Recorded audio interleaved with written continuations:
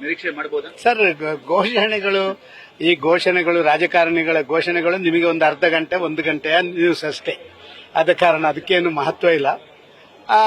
ಅಂತರಾಳದ ವಿಚಾರಗಳನ್ನು ನಾವು ಹೇಳಬೇಕಾಗಿದೆ ಮತ್ತು ನಮ್ಮ ನಿರ್ಧಾರಗಳೇನುಂಟು ಅದನ್ನು ನಾನು ನನ್ನ ಮನೆಯವರ ಜೊತೆ ನಾನು ಚರ್ಚೆ ಮಾಡಬೇಕು.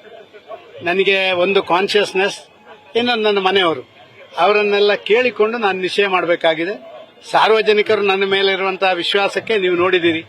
ಮೊನ್ನೆ ಬೆಂಗಳೂರು ಉತ್ತರದಲ್ಲಿ 28 ಕ್ಷೇತ್ರದಲ್ಲಿ ಒಂದೇ ಕ್ಷೇತ್ರ 100ಕ್ಕೆ 100% ಕೊಟ್ಟಿರುವಂತದ್ದು. ನಿಮ್ಮ ಅಬ್ಸರ್ವರ್ ರಾಧಾಮೋಹನ್ ಅಗರ್ವಾಲ್ ಹೇಳಿರುವಂತದ್ದು, ಕ್ಯಾ ಕಮಾಲ್ ಕರ್ದಿ ಅಸದಾನ್ಜಿ, out of 28 constituency only 1 constituency where is no other candidates. If you are not contesting then we are the candidates. That ಇದೆಲ್ಲ ನಡೆದಿದೆ.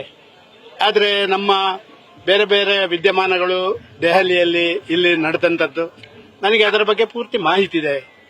ನಾನು ಚುನಾವಣಾ ರಾಜಕಾರಣದಿಂದ ದೂರ ನಿಲ್ಲಬೇಕು ಅಂತ ಹೇಳುವಂತವನನ್ನ ಎಳೆದು ತಂದು ನೀವೇ ನಿಲ್ಲಬೇಕು ಅಂತ ರಾಜ್ಯದ ಎಲ್ಲ ಪ್ರಮುಖರು ಹೇಳಿ ಕೊನೆಯ ಹಂತದಲ್ಲಿ ನನ್ನ ರಕ್ಷಣೆಗೆ ಬಾರದೆ ನನಗೆ ಒಂಚೂರು ಮುಜುಗರ ಉಂಟು ಮಾಡುವಂತ ಕೆಲಸ ಕಾರ್ಯಗಳನ್ನು ಮಾಡಿದ್ದಾರೆ. ಯಾವ ತೀರ್ಮಾನ ತಗೊಳ್ಳಬೇಕು, ಯಾಕೆಂತ ಹೇಳಿದ್ರೆ ರಾಜಕಾರಣದಲ್ಲಿ ಏರುಪೇರುಗಳು ಮುಜುಗರಗಳು ಇದು ಸ್ವಾಭಾವಿಕ. ಆದರೆ ತಿಳ್ಕೊಂಡು ಸ್ವಾರ್ಥಕ್ಕಾಗಿ ಯಾರನ್ನೋ ಬಲಿ ಕೊಡುವಂತ ಕೆಲಸ ಕಾರ್ಯಗಳನ್ನು ಮಾಡಿದಾಗ ಮನಸ್ಸಿಗೆ ನೋವಾಗುತ್ತೆ.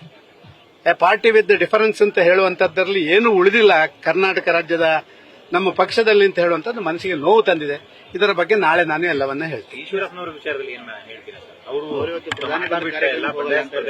ಅಲ್ಲ ನೋಡಿ, ಈಶ್ವರಪ್ಪನವರ ನಾನು ಭೇಟಿ ಮಾಡಿದ್ದೆ. ಅವರಲ್ಲಿ ನಾನು ಹೇಳಿದ್ದೆ, ನೋಡಿಯಪ್ಪ, ಯಾರೆಲ್ಲ ನಾವೆಲ್ಲ ಮನಸ್ಸಿಗೆ ನೋವಾದವರಿದೆಯಾ, ಯಾರೆಲ್ಲ ಪಕ್ಷ ಕಟ್ಟಿದವರಿದ್ದೇವಾ, ನಾವೆಲ್ಲ ಇದನ್ನ ಒಟ್ಟಿಗೆ ಹೋಗಿ ಮೇಲ್ಮಟ್ಟದಲ್ಲಿ ಇದನ್ನು ಹೇಳಿ ಅದಕ್ಕೆ ತೀರ್ಮಾನ ತಗೊಳ್ಳುವ ಅಂತ ಹೇಳುವಂತ ಮಾತನ್ನು ಹೇಳಿದ್ದೆ. ಆದರೆ ಅವರು ಅವರದ್ದೇ ನಿಲುವನ್ನು ತಗೊಂಡಿದ್ದಾರೆ. ಆದ ಕಾರಣ ನಾನು ಅದರ ಬಗ್ಗೆ ಏನು ನಾನು ಹೇಳಲಿಕ್ಕೆ ಇಚ್ಛೆಪಡುತ್ತೇನೆ.